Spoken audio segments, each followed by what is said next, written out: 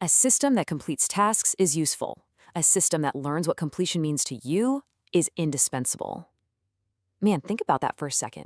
We spend so much time just completely marveling at artificial intelligence that can simply finish a job, but how often do we actually stop to ask, is it finishing the job the way you actually want it done, or just the way its generic programming dictates? Welcome to The Explainer. Today, we are diving into two absolutely groundbreaking 2026 concept papers by independent researcher Ahmed Taboubi. These papers represent a massive architectural shift for AI. We're talking about moving away from those static, one-size-fits-all chatbots and stepping into the era of dynamic, intent-aware meshes. We'll be looking at the two pillars that make this whole thing possible: the adaptive agent mesh and intent-aware safety. Okay, let's dive right into this. Here's our roadmap for today. We'll kick off with the limits of current AI, enter the agent mesh, and explore the verificator's feedback loop. After that, we'll shift gears from attention to intention, map out AI behavioral safety, and finally, wrap up with the future of AI design. We're going to unpack the mechanics of each paper to see exactly how they tackle a massive dual crisis in modern AI. Section 1. The limits of current AI, the dual crisis. To really appreciate the solutions Taboubi brings to the table, we first need to understand the structural walls that the current single-agent assistant paradigm is just slamming into right now. So current AI is essentially fighting a two-front war. On the capability front, we've got a real personalization crisis. Right now, you're interacting with a single model using one context window, meaning it only remembers a tiny slice of your current chat. Because that single configuration has to be good at literally everything, from deep data analysis to creative writing, it suffers from competing priorities. The output quality just kind of regresses toward a mediocre average. And more importantly, these models are optimized to score well on global, standardized benchmarks. They are definitely not optimized for your personal satisfaction. Then, on the safety front, we have a fragility crisis.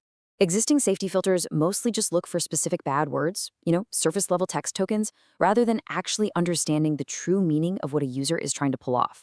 Section 2. Enter the agent mesh, solving the preference problem. So the crucial point is, how do we break out of this trap? Let's pivot to Taboubi's first big solution to the personalization crisis. Taboubi introduces the adaptive agent mesh, or AAM. Instead of relying on one massive, generalized brain trying to juggle everything, AAM is a multi-agent architecture. It optimizes specifically for your quality preferences. Now, if you're familiar with the mixture of experts concept, that technique where different mini-brains inside a model handle different tasks, well, AAM takes that brilliant idea and elevates it to a whole new level. We're talking about fully coordinated, highly specialized agents working together in real time.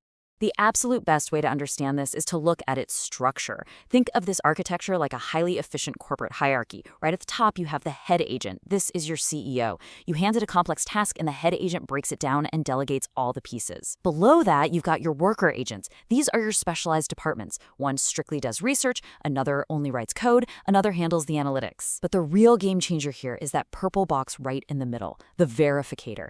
This is the rigorous quality assurance manager. The verificator holds the memory store of your personal preferences and ruthlessly scores the work before it ever reaches you. Think of it as the ultimate micromanager, but, one that actually works in your favor. Section 3. The verifier's feedback loop, continuous optimization. So, how exactly does this continuous optimization engine ensure that AI actually learns what completion means to you? It all happens through this fascinating closed-loop execution called Algorithm 1. Here's how it flows. First, the head agent decomposes your prompt. Second, the workers execute their specific parts in parallel. Third, the head agent synthesizes their work back into a single response. But here is the absolutely critical fourth step: evaluate. The verificator takes that synthesized response and scores it against your historical preferences. If the work is subpar, step 5 kicks in. The verificator actively rejects the work and forces the system to retry, pulling in advisory data to help those agents do better. The system literally fixes its own mistakes before you even see the final output. That's the magic here. It feels like zero-shot perfection to you because the AI is doing all the messy, iterative drafting behind the scenes. And this brilliantly illustrates this system in action.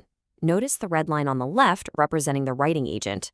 At step 25, Taboubi simulated a sudden shift in the user's preferences, and you can see the agent's score just immediately plummets below that purple acceptable threshold. But because of the feedback loop, watch the overall user alignment score. That's the dark line on the right. It takes a dip, sure, but then the advisory system diagnoses the failure, augments the agent's skills, and completely recovers the system's performance to even higher levels in just 8 steps. It adapts incredibly fast. Section 4, From Attention to Intention, Solving the Safety Problem. Okay, let's transition over to Taboubi's second paper, shifting our focus from that capability pillar over to the safety pillar. Because if we have these incredibly capable, highly personalized agents running around, how on earth do we keep them secure? To solve this, Taboubi draws a really sharp dichotomy against one of the most famous concepts in modern AI, attention. Since 2017, the attention mechanism has basically dictated where a model looks. It routes information at a very local, token-by-token level. But Taboubi proposes a totally new concept, intention. Intention asks why the model acts. It's a global, sequence-level behavioral disposition. Rather than getting bogged down looking at individual words, it looks at the overall motive of the entire computational process. Mathematically, this gets captured by something called an intent vector. So instead of just filtering out bad words at the surface level, the system calculates a cross-layer mathematical aggregate of the neural network's activations. Imagine it tracking the entire footprint of the data as it travels through the model, extracting a general direction or tendency. In plain terms, it mathematically calculates the true underlying motive of what the user is actually trying to accomplish. Section 5. Mapping AI Behavioral Safety, the Geometric Substrate. So how do we actually use this mathematical motive to secure the AI? Let's map out how this intent vector catches adversarial attacks in real time. Now, what's really interesting here is how clearly the math is visualized in this 2D projection of the model's behavioral space. When the system calculates an intent vector, it plots it as a point. You can clearly see these distinct clusters: benign, everyday requests over in blue, safe academic requests in green. But look at the red cluster for direct adversarial attacks, and that purple cluster for obfuscated, hidden attacks. The safety classifier simply draws a geometric boundary, that dotted line, instantly separating safe educational requests from dangerous attacks, based purely on their mathematical coordinates. The relevance of this breakthrough really cannot be overstated. It achieves what's called invariance to surface paraphrase.